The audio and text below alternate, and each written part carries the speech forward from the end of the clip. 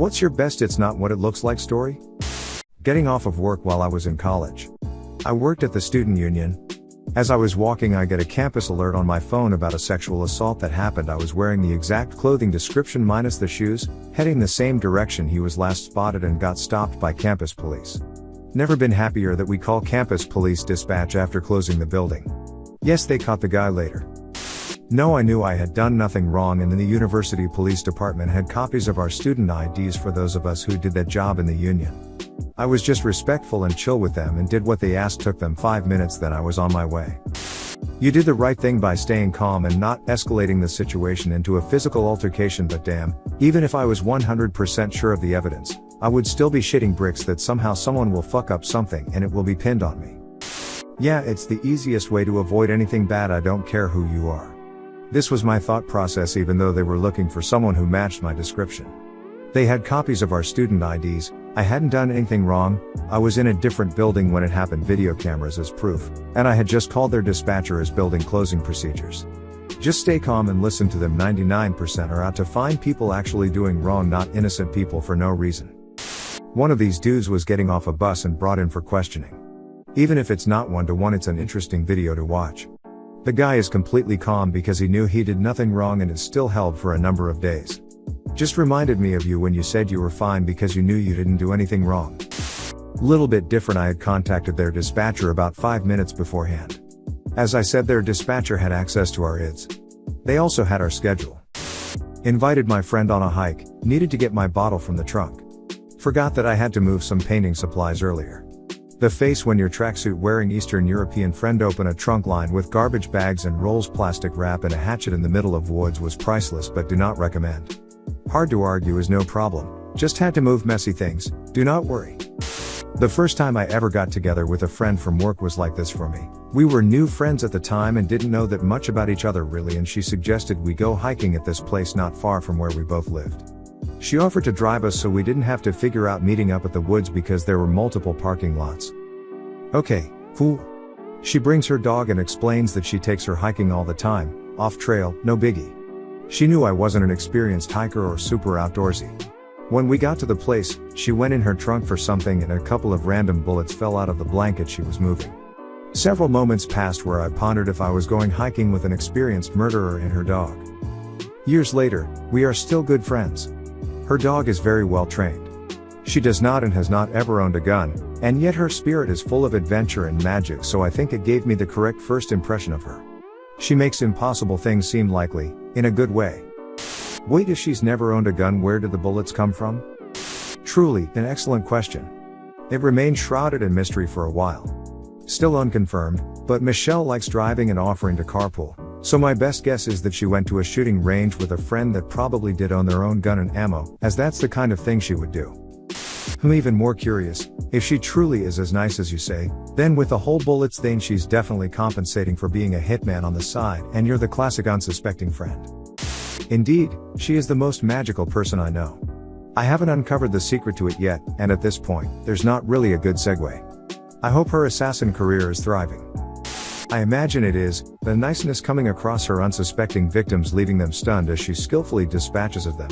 Training of a weekend while going off trail hiking with her dog in the woods, always a challenge and a test of her skills, sometimes bringing along friends to see if they could have WHST it takes to be nice and a killer. Senior year of high school, end of the year, and it's been balls hot for days, and for some reason the AC isn't working. I have this pain in my taint and scrotum area, and I'm complaining about it to my friend next to me in biology class.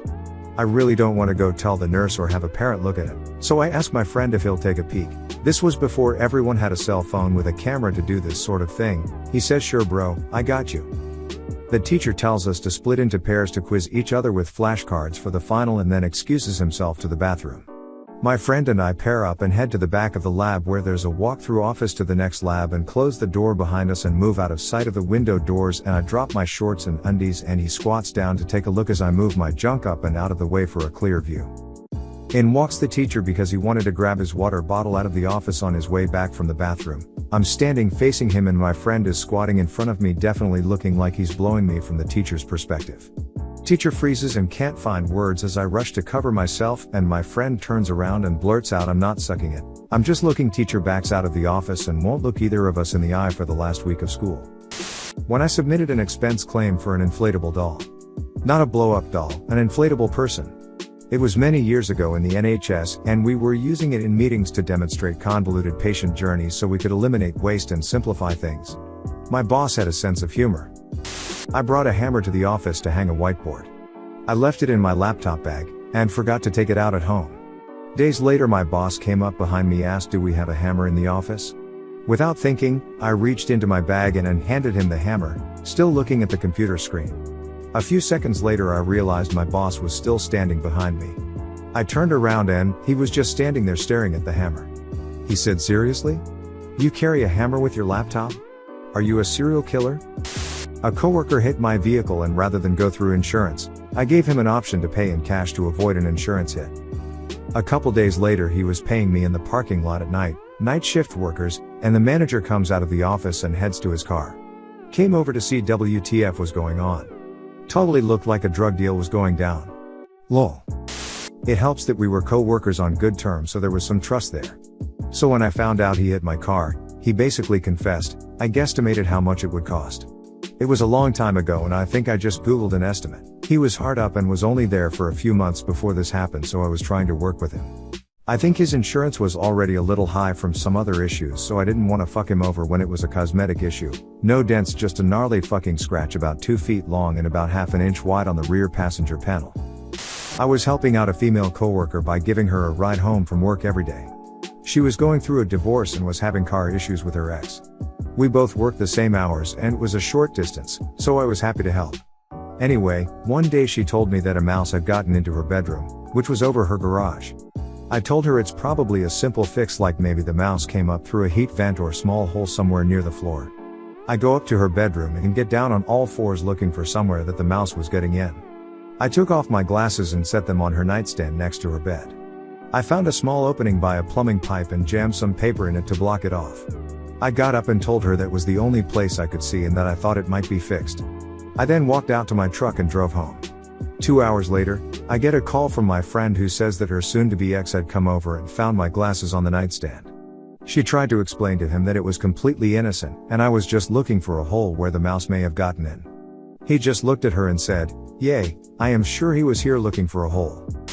When I was 16, my boyfriend's, now husband's, parents took me on a beach vacation with them. His dad was kind enough to carry my luggage to my room and its face was bright red. I just thought he was hot. But my boyfriend came in and goes, "Sue, my dad says your luggage is vibrating." I had one of those handheld face washing devices that you put a little makeup remover pad on in my bag and it had turned on. His poor dad thought I had brought a vibrator, so I actually had my BF take it down and show them what it was so they wouldn't think poorly of me, lol. We all had a great laugh. Edit, typo. I was in the Navy, stationed on an aircraft carrier. In the sleeping compartment I was assigned to, we had lockers called coffin lockers. Our beds were on top of the coffin lid, which we opened the way you would think to get to our stuff. These were stacked 3 high, with not quite enough room to sit up while in bed. We were on a deployment, so we brought whatever we couldn't live without for 6 to 12 months. One of the things I had was a rechargeable shaver. Well, apparently when I closed my locker the one night before going to bed, I jarred the battery cover, and the shaver intermittently vibrated against the wall of the locker. However, I didn't realize it at first. I heard the vibration and assumed that the girl assigned to the bunk under mine was going to town on herself with a vibrator. It went on and on, so then I started thinking that it wasn't her with her vibrator. I got out of bed and opened my locker, and when I saw the shaver, I realized what I had been hearing. At that moment, the girl laying in her bunk below mine opened the curtains and gave me a look. I showed her the shaver and explained what happened. We both had a laugh when she said that she thought I had been going to town on myself with a vibrator. In high school, borrowed my parents' van to take my GF on a date. We went out for dinner and then to a friend's for a bonfire. She changed in the van from a skirt/tights to sweatpants in between. Next day my dad pulls me aside and he's holding her tights. I start saying, "It's not what it looks like," but he cuts me off and just goes on about, "I want to make sure you guys are being safe, don't worry, I won't tell your mother, etc." Senior year of high school, end of the year, and it's been balls hot for days and for some reason the AC isn't working. I have this pain in my taint and scrotum area and I'm complaining about it to my friend next to me in biology class. I really don't want to go tell the nurse or have a parent look at it. So I ask my friend if he'll take a peek. This was before everyone had a cell phone with a camera to do this sort of thing. He says, "Sure bro, I got you." The teacher tells us to split into pairs to quiz each other with flashcards for the final and then excuses himself to the bathroom. My friend and I pair up and head to the back of the lab where there's a walk-through office to the next lab and close the door behind us and move out of sight of the window doors, and I drop my shorts and undies and he squats down to take a look as I move my junk up and out of the way for a clear view. In walks the teacher because he wanted to grab his water bottle out of the office on his way back from the bathroom. I'm standing facing him and my friend is squatting in front of me, definitely looking like he's blowing me from the teacher's perspective. Teacher freezes and can't find words as I rush to cover myself, and my friend turns around and blurts out, "I'm not sucking it. I'm just looking." Teacher backs out of the office and won't look either of us in the eye for the last week of school. Edited to add for everyone asking.